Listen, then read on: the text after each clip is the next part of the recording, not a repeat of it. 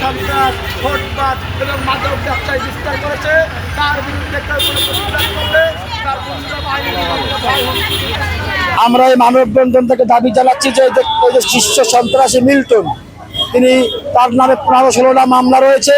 তিনি লিটু হত্যার প্রধান আসামি। তিনি এলাকায় একটা সন্ত্রাসী রাজত্ব কায়েম করেছে তার গুন্ডা বাহিনী দিয়ে। তিনি সন্ত্রাসী, চাঁদাবাজি, মাদক ব্যবসায়ী সহ এলাকায় চুরি চেঁচামেচি সহ কোনো কিছু তার হাত থেকে নিস্তার যায় না। তিনি এই বিএনপির নাম ভাঙাইয়া বিভিন্ন রকমের অপকর্ম করছে, তার দল থেকে বহিষ্কার করছে।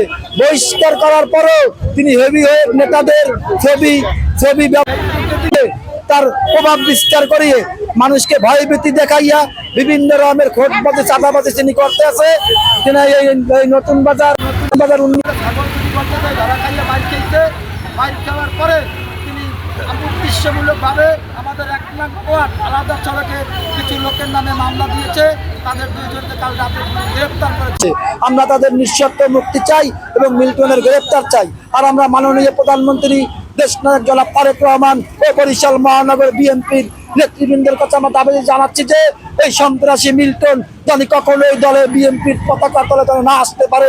এই মিল্টন ও চাঁদাবাজি, সন্ত্রাস এবং নারীর নির্যাতনকে ও সবসময় ছুরি নিয়ে থাকে।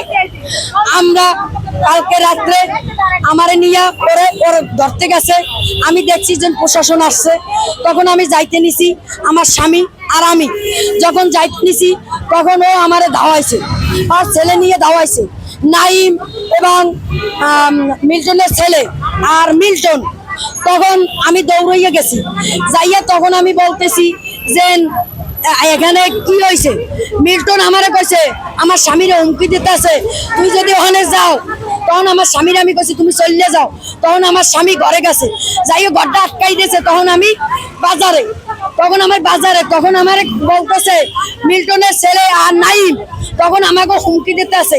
এইয়া আপনারা কি করবেন, প্রশাসন হইয়া কি করবেন? এইটা মা বোনটা কেউ ওর বিরুদ্ধে ওর কারণে বেরোইতে পারে না। ওর কাছে এরকম বড় বড় রান্দা থাকে। আমি একদিন আমার স্বামীরে বাগান বাড়ি দিয়ে আনছি, এত বড় একটা রান্দা আমি সামনে খাইছি, যাতে আমার স্বামীরে মারার আগে আমারে মারবে। আমার 3টা সন্তান, ও ছেড়ে দিয়েছে, ওর লোকেরা ছেড়ে দিয়েছে, বড় একটা চাকু নেই আমার স্বামীরে মারবে। আমি কেন মিছিল মিটিং এ নামছি, এই জন্য আমার স্বামীরেও মারবে। এর লেগে আমার স্বামী আমার মারছে। ও নারী নির্যাতন, ওর বিচার চাই আমরা। এখন আবার নতুন বাজারের মামলায় আমার পুলারে মিথ্যা আসামি দিয়েছে। কোথাও ছাগল চুরি করছে ও, 50,000 টাকা দাবি করছে ও, আর মিথ্যা মামলা দেয় 1 নং ওয়ার্ডের মানুষে।